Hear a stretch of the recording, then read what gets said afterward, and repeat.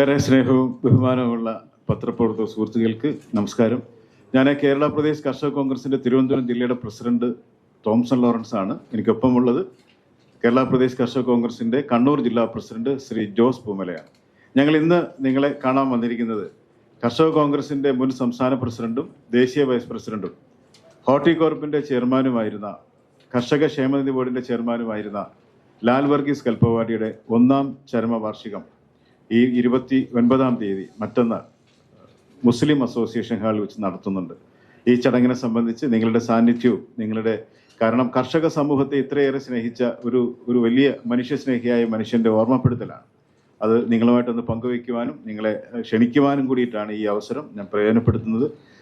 കുറച്ച് കാര്യങ്ങൾ ശ്രീ ജോസ് പൂമല, ഇതിൻ്റെ അനുസ്മരണ സമിതിയുടെ ചെയർമാനായിട്ട് ഞാനാണ് പ്രവർത്തിക്കുന്നത്. ഇതിൻ്റെ ജനറൽ കൺവീനർ ശ്രീ ജോസ് പൂമല നിങ്ങളോട് 2 വാക്ക് സംസാരിക്കും.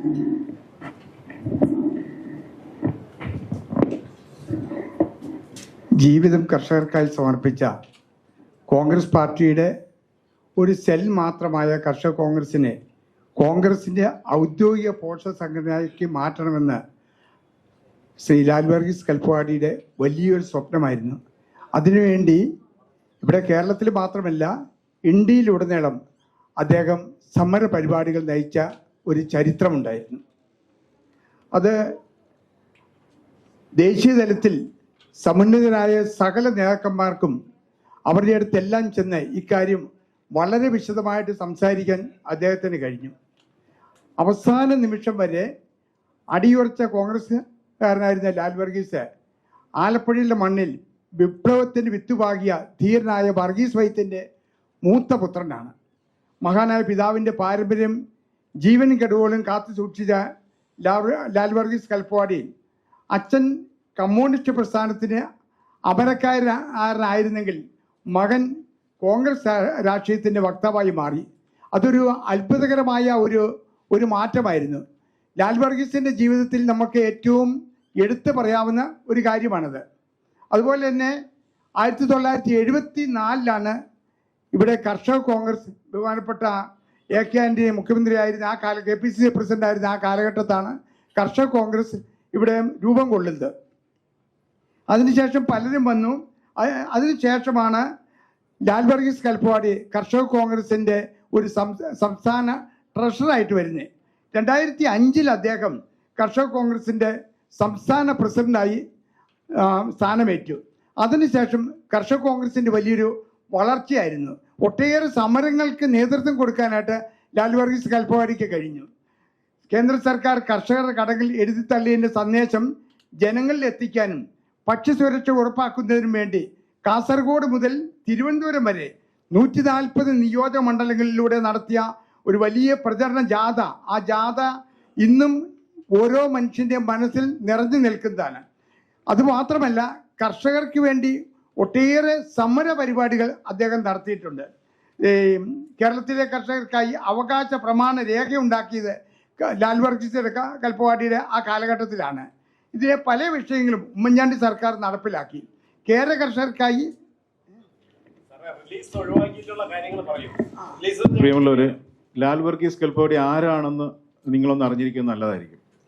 ഇന്ത്യൻ കമ്മ്യൂണിസ്റ്റ് പ്രസ്ഥാനത്തിന്റെ ഏറ്റവും അഭിമാനമായിരുന്ന, നിങ്ങൾ ലാൽ സലാം എന്ന സിനിമ കണ്ടിട്ടുണ്ടാവും. ആ ലാൽ സലാം എന്ന സിനിമയിൽ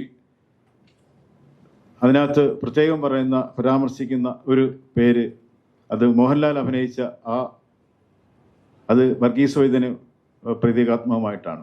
അപ്പോൾ അദ്ദേഹത്തിൻ്റെ അനിയൻ ചെറിയാൻ കൽപ്പവാടിയെ നിങ്ങളെല്ലാവരും അറിയും. ഈ ലാൽ സലാം എന്ന സിനിമ എൻ്റെ തിരക്കഥാകൃത്ത് ചെറിയാൻ കൽപ്പവാടി അദ്ദേഹത്തിൻ്റെ അനിയനാണ്. എന്തുകൊണ്ടാണ് തിരുവനന്തപുരത്ത് ഇത്തരത്തിലൊരു പരിപാടി സംഘടിപ്പിക്കുന്ന ഒരു ചോദ്യം നിങ്ങൾക്കുണ്ടാവും. അദ്ദേഹം പഠിച്ചത്, അദ്ദേഹം വളർന്നത് ഒരു കമ്മ്യൂണിസ്റ്റുകാരൻ്റെ മകനായിരുന്നു കൊണ്ട് മാറിവാനിയസ് കോളേജിൽ KSUവിൻ്റെ യൂണിറ്റ് സെക്രട്ടറി ആയിട്ട് അന്ന് കോളേജിലുണ്ടായിരുന്ന EM നജീബ് എന്ന് പറയുന്ന ഇവിടുത്തെ വ്യവസായ പ്രമുഖൻ തിരുവനന്തപുരത്തിൻ്റെ, അദ്ദേഹം KSUവിൻ്റെ യൂണിറ്റ് പ്രസിഡന്റ് ആയിരുന്നു EM നജീബ്. ആ കാലഘട്ടത്തിൽ MM ഹസൻ KSUവിൻ്റെ നേതാവായി അവിടെ പഠിച്ചു. ആ കാലഘട്ടത്തിലാണ് KSUവിലേക്ക് ഈ ലാൽ വർഗീസ് കടന്നു വരുന്നത്. അതുവരെ കമ്മ്യൂണിസ്റ്റുകാരൻ്റെ മകൻ എന്നുള്ള ഒരൊറ്റതിലാണ് നിന്നത്. അതിനുശേഷം അങ്ങനെയാണ് അദ്ദേഹം കോൺഗ്രസിലേക്ക് വരുന്നത്. അദ്ദേഹം പഠിച്ചത്, വളർന്നത്, ജീവിച്ചത് 3/4 പങ്കും തിരുവനന്തപുരത്താണ്. അതുകൊണ്ട് തിരുവനന്തപുരത്തിൻ്റെ ഈ മണ്ണിൽ ഈ തിരുവനന്തപുരത്തുകാരായിട്ടുള്ള നമുക്കൊക്കെ ഉള്ള ഒരു സ്നേഹം, അദ്ദേഹത്തോടുള്ള കടപ്പാട്, വ്യക്തിപരമായി ഒരു കർഷക മിത്രം അല്ലെങ്കിൽ കർഷക പ്രവർത്തകൻ എന്നുള്ള നിലയിൽ ഞങ്ങൾക്കൊക്കെ അദ്ദേഹത്തോട് അങ്ങേയറ്റം കടപ്പാടും സ്നേഹവും ഒക്കെ ഉണ്ട്.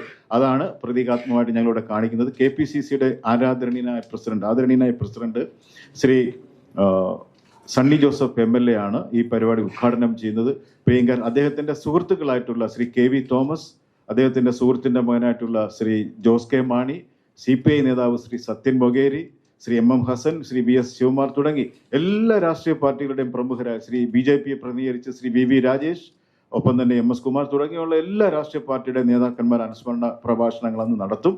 മനോഹരമായി സംഘടിപ്പിക്കപ്പെട്ടുള്ള ഈ പരിപാടിയിലേക്ക് എല്ലാ പത്രപ്രവർത്തക സുഹൃത്തുക്കളെയും ക്ഷണിക്കുക എന്നുള്ളൊരു ദൗത്യമാണ് ഇന്ന് ഞങ്ങളിവിടെ പൂർത്തിയാക്കുന്നത്. നിങ്ങളേവരെയും ഏറെ സ്നേഹത്തോടെ ഏറെ ആദരവോടുകൂടി ഈ പരിപാടിയിൽ പങ്കെടുക്കണമെന്നും മറ്റന്നാൾ 29-ാം തീയതി 4 മണിക്ക് മുസ്ലിം അസോസിയേഷൻ ഹാളിൽ നന്ദാവനത്തേക്ക് നിങ്ങളെല്ലാവരും വരണമെന്നും അദ്ദേഹത്തിന് ഞങ്ങൾ നൽകുന്ന ട്രിബ്യൂട്ട് നിങ്ങളും കൂടെ അതിനകത്ത് ഭാഗമാകണമെന്നും ഏറ്റവും സ്നേഹപൂർവ്വം വിനയപൂർവ്വം ഞങ്ങൾ അഭ്യർത്ഥിക്കുന്നു, അപേക്ഷിക്കുന്നു.